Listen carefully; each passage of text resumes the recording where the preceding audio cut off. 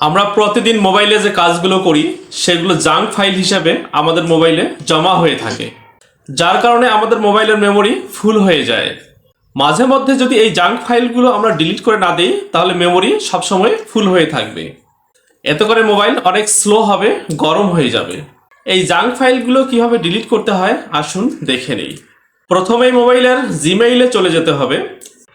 একদম কর্নারে দেখা যাচ্ছে একটা প্রোফাইল পিকচার দেয়া আছে, এটাতে একটা ক্লিক করে দিতে হবে। এবার এখানে দেখতে পারবেন গুগল অ্যাকাউন্ট নামে একটা অপশন দেয়া আছে, এটাতে একটা ক্লিক করে দিচ্ছি। এবার উপরে দেখতে পারবেন ডাটা অ্যান্ড প্রাইভেসি নামে একটা অপশন দেয়া আছে, এটাতে একটা ক্লিক করে দিচ্ছি। একটু নিচে আসলে দেখতে পারবেন মাই অ্যাক্টিভিটি নামে একটা অপশন দেয়া আছে, এটাতে একটা ক্লিক করে দিচ্ছি। এবার এখানে ডিলিট নামে একটা অপশন দেখতে পাচ্ছেন, এটাতে একটা ক্লিক করে দিচ্ছি। এবার এখানে দেখতে পারবেন অল টাইম নামে একটা অপশন দেখাচ্ছে, এটাতে একটা ক্লিক করে দিই।